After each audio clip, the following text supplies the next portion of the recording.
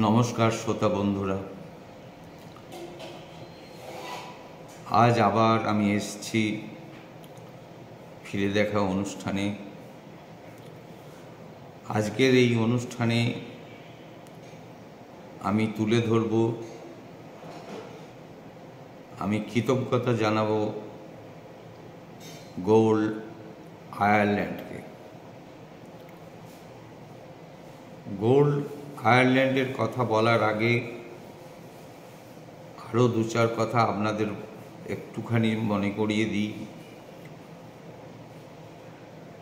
পরপর আমার অনুষ্ঠান দেখার পরে আপনাদের নিশ্চয়ই এটা ধারণা হয়েছে যে প্রথম থেকেই আমরা শিশুদের নিয়ে এবং মহিলাদের নিয়ে কাজ করে সমাজ গঠনের কাজটা এগিয়ে নিয়ে যাবার চেষ্টা করছি।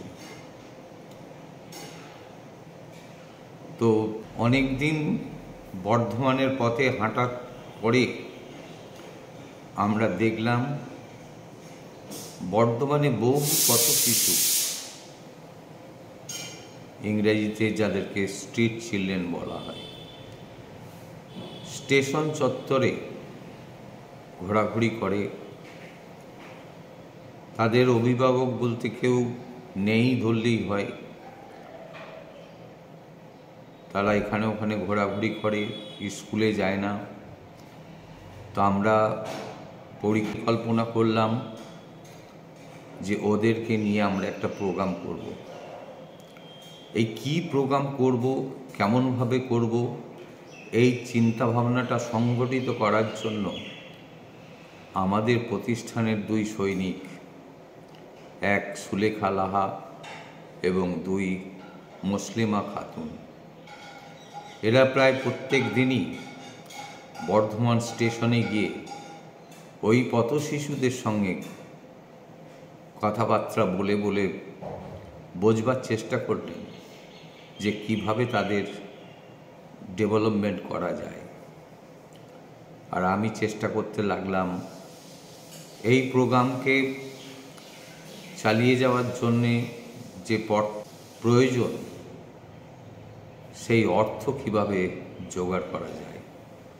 একদিকে চলল পথ শিশুদের সংগঠিত করার কাজ, আর আমার তরফে শুরু হলো আর্থিক সাহায্য পাওয়া বা খোঁজার কাজ। এই আর্থিক পাওয়া বা খোঁজার কাজ করতে গিয়েই আমি গিয়ে পৌঁছালাম গোল্ড আয়ারল্যান্ডের অফিসে। গোল্ড আয়ারল্যান্ড, গোল্ডের অফিসটা আয়ারল্যান্ডে অবস্থিত, কিন্তু যে সময়কার কথা বলছি সেই সময় গোল্ডের একটা শাখা অফিস কলকাতাতেও ছিল। গোল পার্কে তাদের অফিস ছিল। তো আমি সেখানে গিয়ে আমাদের ভাবনার কথা বললাম, তুলে ধরলাম। ওনারা ভিজিটে এলেন, দেখলেন যে হ্যাঁ সত্যি পথ শিশু যারা বর্ধমানের বুকে রয়েছে তারা কীভাবে বঞ্চিত, অবহেলিত। ওনারা আমাদের আর্থিক সাহায্য করতে হাত বাড়িয়ে দিলেন, টাকাও দিলেন, এবং টার্গেট ফিক্সড হল যে বর্ধমানের বুকে এই ধরনের পথ শিশু যারা আছে, আমরা তাদের প্রায় 1000 মতো ছাত্রকে মেন স্ট্রিমে ফিরিয়ে নিয়ে যাব। এখানে মেন স্ট্রিমে ফিরিয়ে নিয়ে যাও বলতে তাদের সঙ্গে মেলামেশা করে, তাদেরকে স্কুলিং দিয়ে, তাদের একটা মনোভাব তৈরি করে তাদেরকে সরকারি যে প্রাইমারি স্কুল আছে তাতে অ্যাডমিশন করিয়ে দেওয়া। এইভাবে কাজ চলতে লাগলো। এবার আমি আসল কথায় আসি যে কৃতজ্ঞতা আমি আয়ারল্যান্ড অ্যাম্বাসিকে আজ জানাতে চাই যে তাদের আর্থিক সাহায্যে আমরা কাজটা করতে পেরেছিলাম এবং টার্গেটটাও ফুলফিল করতে পেরেছিলাম। আমরা 3 বছরে প্রায় 995 জন ছাত্রকে তাদের একটা মানসিকতা তৈরি করে তাদেরকে সরকার পরিচালিত প্রাইমারি স্কুলে অ্যাডমিশন করিয়ে দিতে পেরেছিলাম। তো বর্ধমানের বুকে এই কাজটা করার জন্য আমাদের অভিভাবক হিসেবে এগিয়ে এসেছিলেন অ্যাডভোকেট অমিয় সাঁই।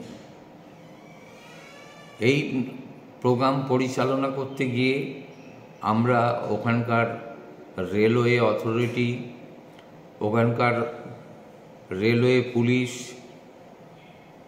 বর্ধমান ডিস্ট্রিক্টের ডিএম, জেলা পরিষদের অধিপতি সকলে আমাদের বহু সাহায্য করেছেন বা সহযোগিতা করেছেন। কখনো কোনো অসুবিধে আমাদের হতে দেননি। আমরা সকলের কাছে কৃতজ্ঞ। তাই আজকের এই ফিরে দেখা অনুষ্ঠানে আমি কৃতজ্ঞতা জানাই গোল আয়ারল্যান্ডকে। তো এই গোল আয়ারল্যান্ড থেকে বহু অতিথি আমাদের প্রতিষ্ঠানে এসেছেন এবং বর্ধমানে প্রোগ্রাম ভিজিট করেছেন, কিন্তু ওদের নামগুলো আমার স্মৃতির অতলে হারিয়ে গেছে। এখন আর ঠিক মনে করে বলতে পারবো না যে কতজন ভিজিটার্স এসেছেন এবং তাদের প্রত্যেকের কী নাম।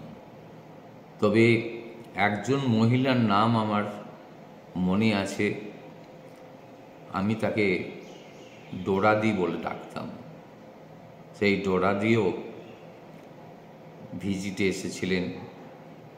এরপরে ওই যে কর্মকাণ্ড, সেই কর্মকাণ্ডের কিছু স্টিল ফটোগ্রাফ দিয়ে আমি আপনাদের বোঝাবার চেষ্টা করব বর্ধমানের বুকে কিভাবে আমরা কাজটা করেছিলাম।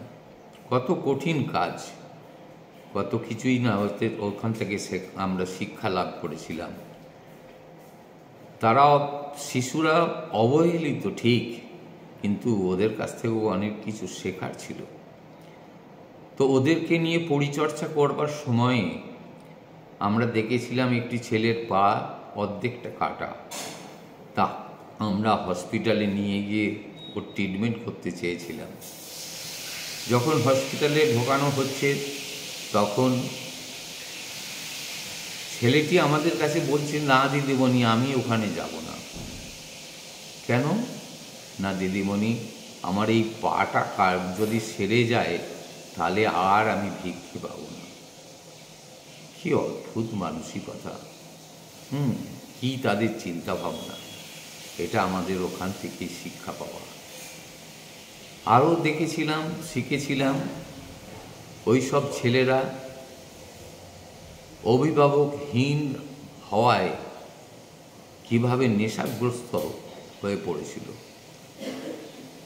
আমার এই জীবনে কোনোদিন আমি শুনিনি যে ডেনড্রাইট থেকে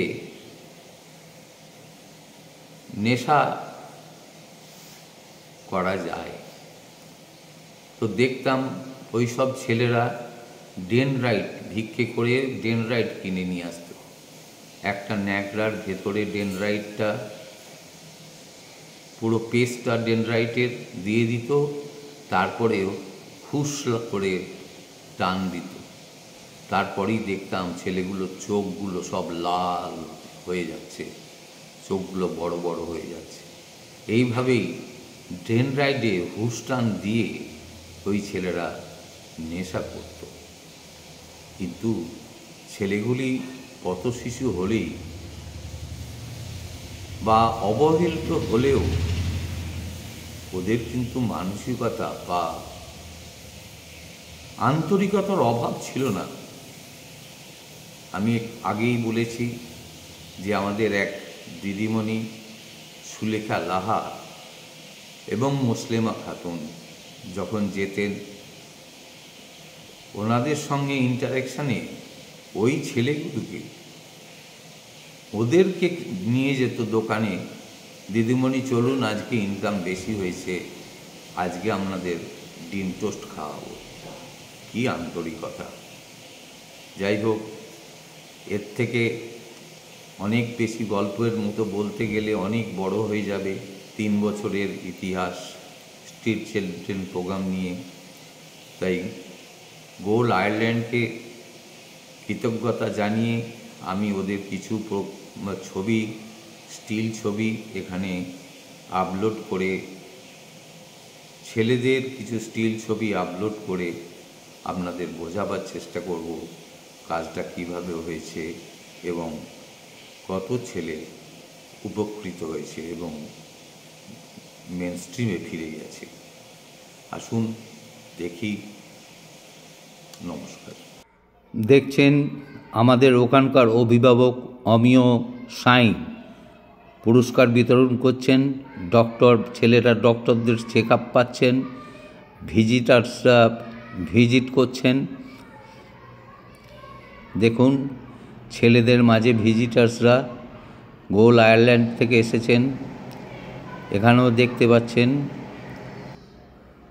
এখানে দেখুন, বর্ধমান ডিস্ট্রিক্ট অথরিটির সমস্ত লোকজন আমাদের এই প্রোগ্রামে অংশগ্রহণ করেছেন, বক্তব্য রাখছেন। ভিজিটার্স এসেছেন আয়ারল্যান্ড থেকে। এখানে দেখুন বাচ্চাদের ক্লাসরুম কীরমভাবে করানো হচ্ছে। এখানে দেখতে পাচ্ছেন ছেলেরা বাইরে দাঁড়িয়ে আছে। মেন স্ট্রিমে পাঠানোর পর স্কুলে তারা কীরমভাবে কাজ করছে সেটাও দেখানো হচ্ছে। দেখুন ভিজিটার্সরা ভিজিট করছেন। দেখুন একজন ভিজিটার্স একজন মেয়েকে আঁকড়ে ধরে বসে আছে। এটা আমাদের নাইট শেল্টার। এখানে ছবি তুলছেন একজন। দেখুন পথ শিশুদের খাওয়ানোর ব্যবস্থা, সেখানে খাওয়ানোর ব্যবস্থা চলছে। দেখুন ইনডোর গেম কীরমভাবে খেলানো হচ্ছে। দেখুন এটা নাইট শেল্টারের সামনে ছেলে মেয়েরা দাঁড়িয়ে আছে। এখানে ক্লাসরুমে শিক্ষা দেওয়ার চেষ্টা করা হচ্ছে। ছেলেদেরকে নিয়ে স্পোর্টস করা হচ্ছে আমবাগানে। দেখুন এভাবেই আমরা তাদেরকে মেন স্ট্রিমে ফিরিয়ে নিয়ে আসার চেষ্টা করেছি। দেখুন মিউজিক্যাল চেয়ার হচ্ছে। দেখুন প্রাইজ ডিস্ট্রিবিউশনের আগের মুহূর্ত। দেখুন প্রাইজ ডিস্ট্রিবিউশন চলছেন। হোর্ডিংস লাগানো আছে পথ শিশু উন্নয়ন প্রকল্প। দেখলেন বর্ধমানে পথ শিশু প্রকল্প কিভাবে আমরা করবার চেষ্টা করেছি। ভিডিওটা অনেক বড় হয়ে যাচ্ছে, তাই আর অধিক কথা না বলে আমি এখানেই শেষ করছি। নমস্কার।